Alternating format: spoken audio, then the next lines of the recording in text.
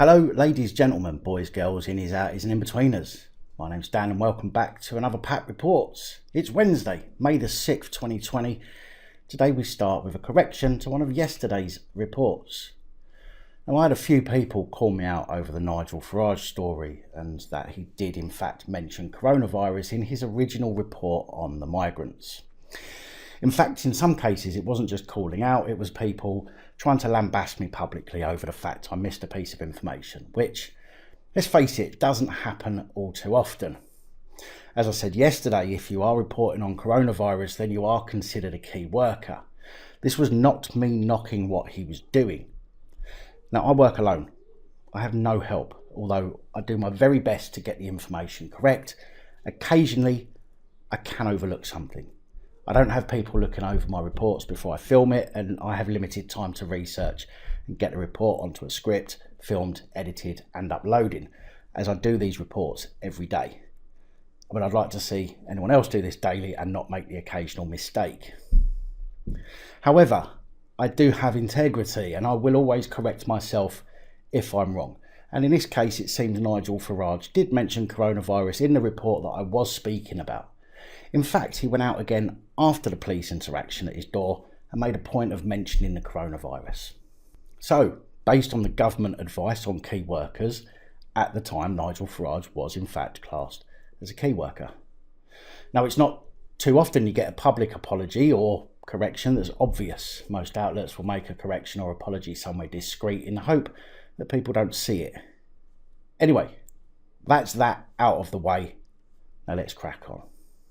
After 6 weeks of lockdown, it's reported that hundreds of people are still dying every day from coronavirus.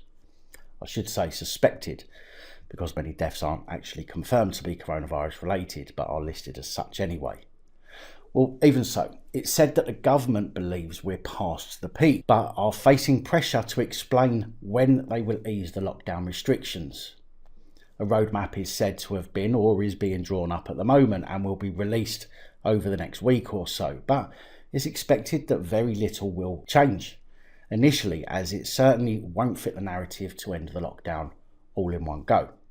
In fact, there are reports over the internet from various countries and various news outlets that are making suggestions and points that lifting lockdown could be a bad idea. The professional security magazine online, for example, makes suggestions that when the lockdown and social distancing restrictions are lifted, security incidents from low-level antisocial behaviour to extreme violence is going to come back. They refer to cooperation between businesses in asset protection and policing due to the COVID-19 lockdown and of the gap being closed, particularly in London between policing and by public and private police. Although if security officers were to do policing in a hostile environment, they would need to be provided with the same PPE as police.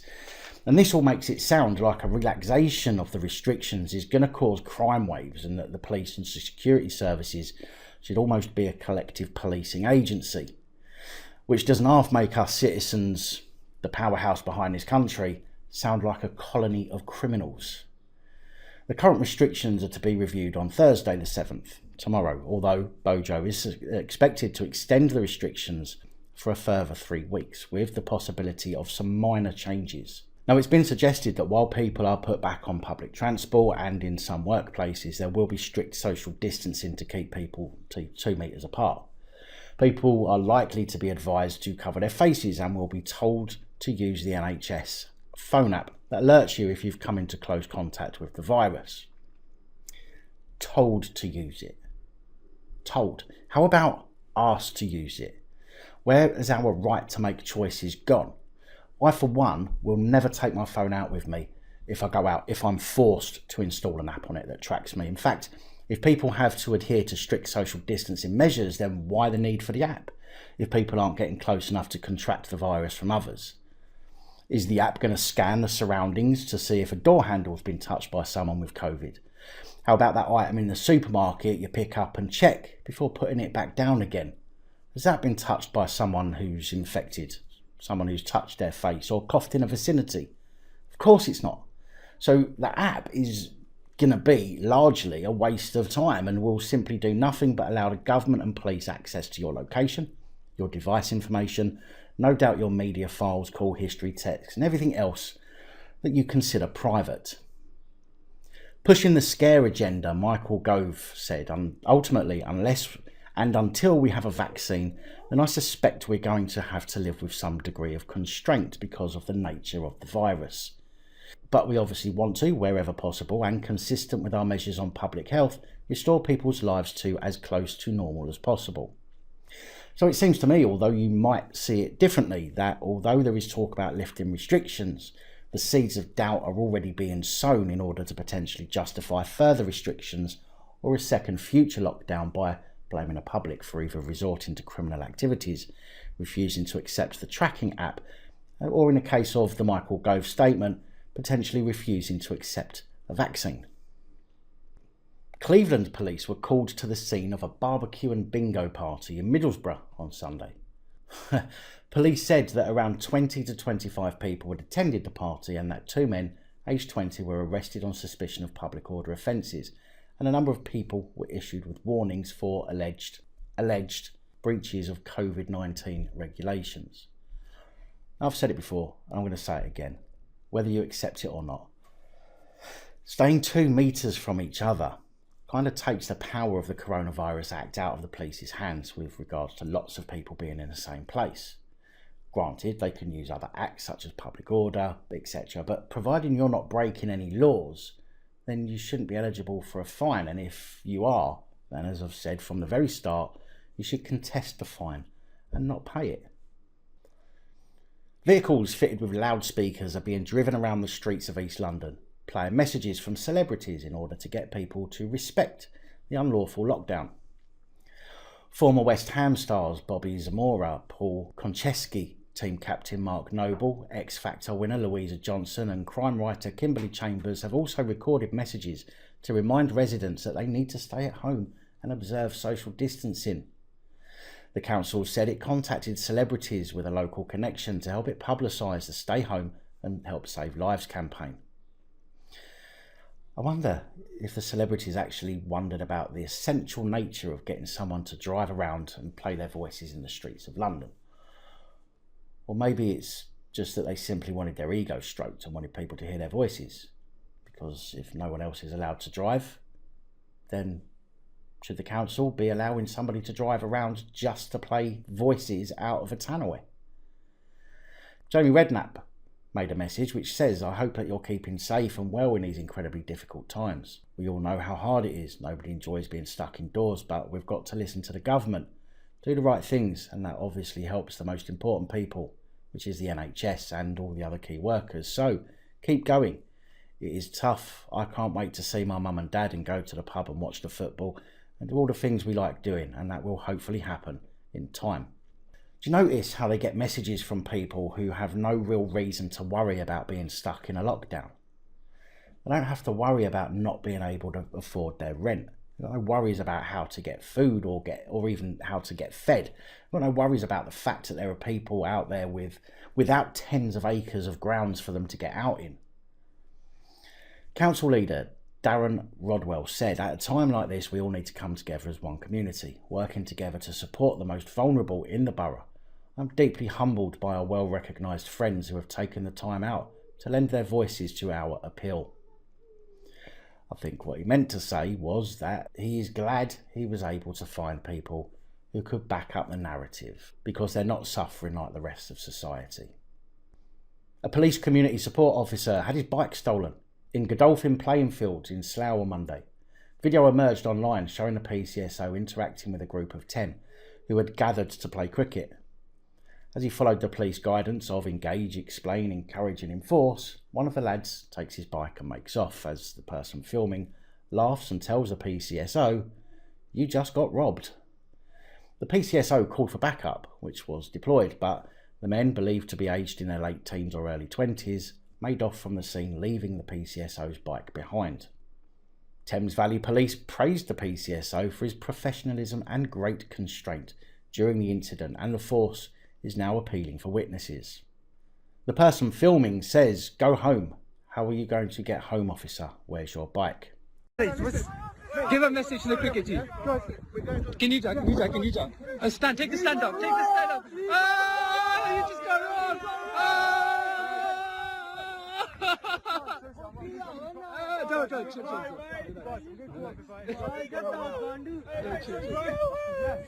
Come! How are you going to get home, officer? Where's your boy? How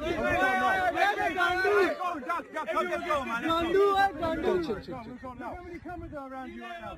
Yeah, I don't care. I'm doing the right thing here. What you want to stick off? Sorry? We do a stick off? No. My daddy thinks that go home.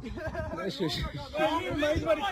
go home. Okay, we go now, Your bike's gone! Video of the incident was shared online, bringing in more than 150,000 views. Superintendent Gavin Wong, local policing commander for Slough, said, "The behaviour displayed against my officer will not be tolerated by Thames Valley Police, and we are investigating this incident fully. We are fully committed to supporting the fight against the coronavirus in order to save lives, and we need to remember that officers on the front line put themselves at risk in order to do that. I know the local community will be embarrassed by the actions of a small number of people because the vast majority of people understand what is required and have complied with the rules around coronavirus. I am grateful that the PCSO was not injured and he is being supported by the force." Supported by the force. Don't get me wrong, I don't agree with the behaviour, but what happened? I mean, did he go back to the station and have a cry? Did he need to have some cuddles because some kids played a prank on him and embarrassed him? If he needs supporting over something like that, then maybe he should find another job. Clearly, he hasn't quite got the backbone needed to be in the police. It's been reported that speed awareness courses have been suspended and that some speeding tickets have been cancelled. Due to what's being reported as forces struggling to cope with the COVID crisis, some drivers may be issued with a written warning only, with no fine or penalty points due to it not being in the public interest. Finally, the public interest test being used properly. Now, I'm not suggesting for a moment that just because there's less traffic, you should drive faster, because let's face it, that's dumb, and accidents are still going to happen. In fact, in my opinion, there's probably likely an increase in the potential for accidents simply because people's mindset is that there are less vehicles on the road, so you're not going to be expecting the unexpected. Some motorists have had speed awareness courses cancelled and the fee refunded due to issues related to the coronavirus. The fee is around £100, but opting for the course means no fixed penalty notice or fines. UK Road Offender Education, which operates speed awareness courses on behalf of the police, suspended all classroom-based courses for 12 weeks from Friday the 20th of March. However, many could now be cancelled altogether. Now, the final coronavirus-related story today before moving on to some non-related stories. Professor Neil Ferguson, an epidemiologist, director of the MRC Centre for Global Infectious Disease Analysis at Imperial College London, and the reason for the lockdown due to his government role on the influential SAGE Committee, has proven, in my opinion, that we're being lied to.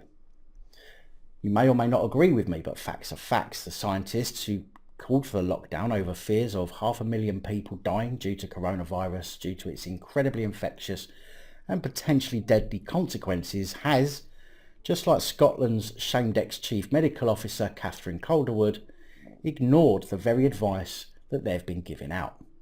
Neil Ferguson was branded an arrogant hypocrite for catastrophically undermining the government's position by flouting the strict coronavirus social distancing rules he helped draw up in order to have secret sessions with his married mistress. Now, although Ferguson has quit his government role, the Imperial College is said to be still standing by him. 51-year-old Ferguson allowed his mistress, 38-year-old Antonia Stats, to travel across London to visit him at home on more than one occasion, possibly more than twice, while the rest of us are all under house arrest under threat of arbitrary fine or arrest. In his resignation statement, Professor Ferguson, who is himself married with a son, although is believed to be separated, admitted he had made an error of judgment, but claims he thought he was immune to the illness, despite leading scientists and the World Health Organization saying there is still not enough evidence recovering from COVID-19 can protect you from reinfection. And you would think an academic with qualifications such as his, he would have either told the truth or come up with a much better lie than that. Ferguson received a barrage of criticism online after the news broke, and one of the comments that was made on the situation was from psychologist Emma Kenny, who said, "I'm not surprised he has broken his own rules because he consistently got the figures wrong and has given us completely false representation of what we're facing." But I'm sure many of the media outlets purposely won't pick up on that particular statement.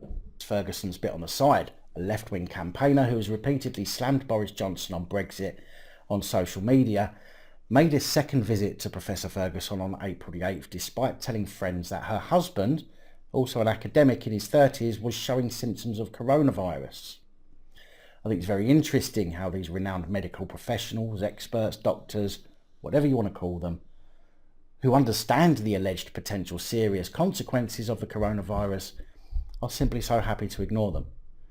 If someone told you not to put a gun to your head and pull the trigger as it's loaded because it will kill you, then they go and do it themselves and survive, in my opinion, suggests that there is something that we're certainly not being told. 41-year-old police constable Benjamin Monk and colleague police constable Mary Ellen Bettley-Smith from West Mercia Police have been told the trial into the death of former Sheffield Wednesday player Darlene Atkinson, who died after being tasered, could still go ahead as planned despite the current uncertainty surrounding court timetables. Monk was charged last year with murder and an alternative charge of manslaughter in connection with the incident in 2016, while his colleague Bettley-Smith was charged with assaulting Mr Atkinson prior to his death. Both were charged following a 3-year inquiry into the death of Mr Atkinson, who went into cardiac arrest in an ambulance on his way to hospital after a taser was fired. Judge Melbourne Inman QC had already set a date for an 8-week trial starting on September the 14th, but he addressed the prospect of the case starting on time, given no new jury trials in England and Wales have begun since coronavirus lockdown measures were introduced. Judge Inman said he had no idea when jury trials would resume, but that trials were being listed realistically at his court in order of priority. He said, "At present, trials are not taking place, and I have no indication as to when we'll be in a position to resume. That being said, we are listing at this court in logical fashion so we can provide dates we consider are realistic.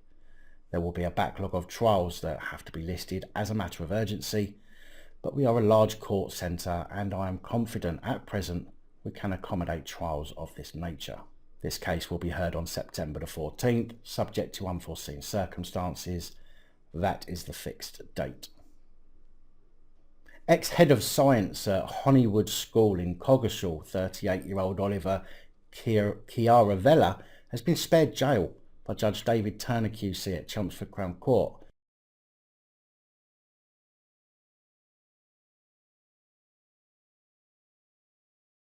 After being found guilty of arranging or facilitating a child sexual offence. Chiaravella attempted to meet a boy under 16 in September 2017 and Colchester Magistrates Court heard the 38-year-old allegedly sent explicit messages over gay dating app Grindr. Thankfully, the boy was a decoy and not an actual 15-year-old, although the act of attempting to meet for sex with a minor is an offence in itself, regardless to whether the person is in fact a minor or not. Back in 2019, magistrates declined jurisdiction of the case, saying that it was too serious for them to deal with. Even after the decoy told Chiaravella he was 15, he continued to chat, lying about his own age and sending naked pictures, thus initiating the crime. Being contacted by someone under age is not an offence, but when you know the age and you continue to chat, then it becomes an offence, whereas any normal person would simply cease chatting immediately and report the profile to the site or app in question.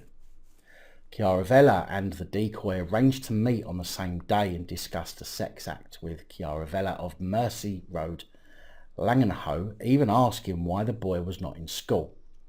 But when he arrived at the meeting place in Braintree, police were waiting to arrest him.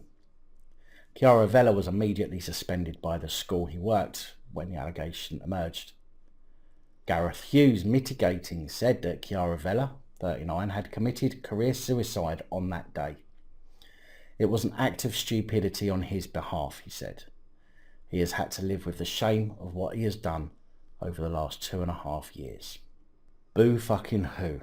How awful it must be for you. Judge David Turner QC spared him jail at Chelmsford Crown Court, but ordered him to complete a demanding 18-month community order. You had something of a brainstorm 2.5 years ago, he said. That 15-year-old, fortunately for you, did not exist. It was a persona of a self-described paedophile hunter, and unseemly sexual exchanges followed. It was entirely predictable that a disaster of this kind might ensue. This brief and shameful episode occurred at a time I accept when you were struggling with this misconduct was wholly out of character. He must complete a Horizon programme for sex offenders, 20 rehabilitation days and 180 hours of unpaid work, and pay £500 costs. Chiara Vella was also made subject to a sexual harm prevention order for 5 years and is on the sex offenders register. Well, it's nice to see the court still taking that hardline stance on sex offenders. Keep it up, judges. You're appreciated. Big thank you to the channel Patreon supporters. Your support is truly appreciated.